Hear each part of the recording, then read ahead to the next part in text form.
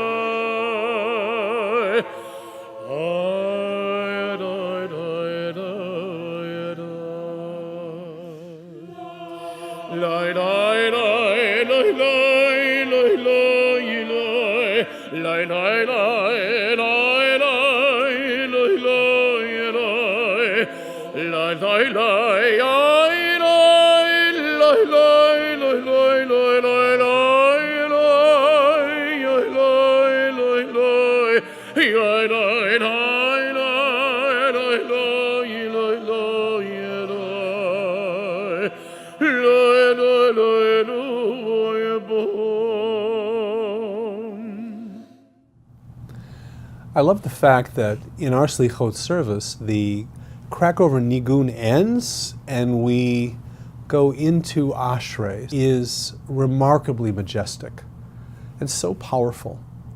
And in that moment, I'm listening to a prayer that I have recited multiple times a day throughout the entire year. Listen to B'nai Mitzvah chant on a Shabbos morning and hear these same words. Find myself entering a different mode. Ashrei yoshvei veitecha. Happy are the people of Israel. And I look for my own joy. What is it that I have to be grateful for in this year now coming to an end? Where is the joy for me? Where are the blessings? And I can't think of a better way to enter the high holidays. Asher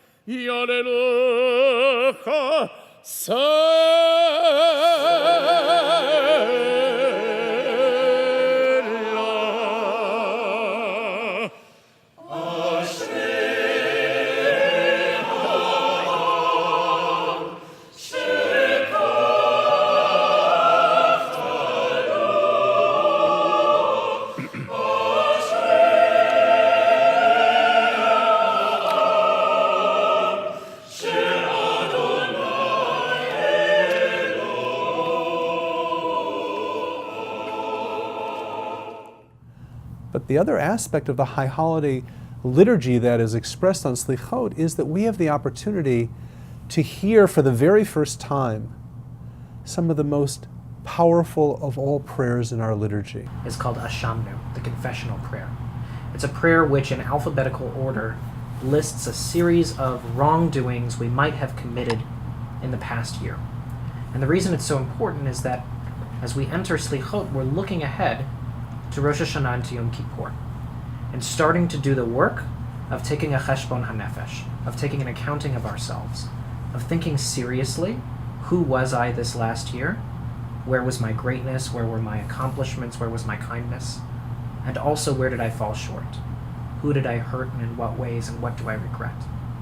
And it's essential that as we enter into Rosh Hashanah and Yom Kippur, we begin that honest reflection, that honest accounting of who we are, in order that we can begin to make amends, that we can begin the process of change, of tshuva, so that we can manifest our very best selves. And Selichot offers us that first window of opportunity to be honest with ourselves, with God, and with our community, so that we might strive to manifest our best selves.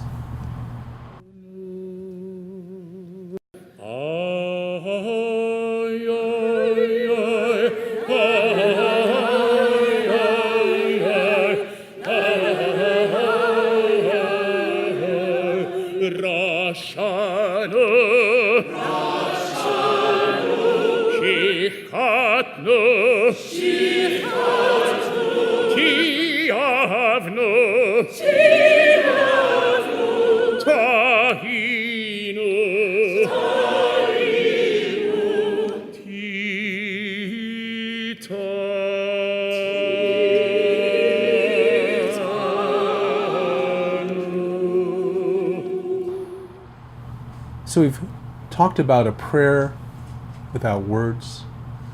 We've talked about a common prayer that is raised up. And we've also talked about a prayer that is only heard on the Yamim Noraim. There is an aspect of prayer open to each of us, no matter our level of understanding, our level of knowledge. And the service is our introduction to the holidays. So we hope that you'll join us this Saturday night. And I also want to remind you that we'll be doing a study session beforehand on the questions that you will be asked in heaven. It's a fascinating discussion of the types of questions our tradition believes that we will be asked. Not only reflecting rabbinic thought, but also really challenging us to consider how we are living our lives presently and the kinds of answers that we'll be able to give. From all of us, we want to wish you a Shana Tova Mituka, and we look forward to celebrating a new year together.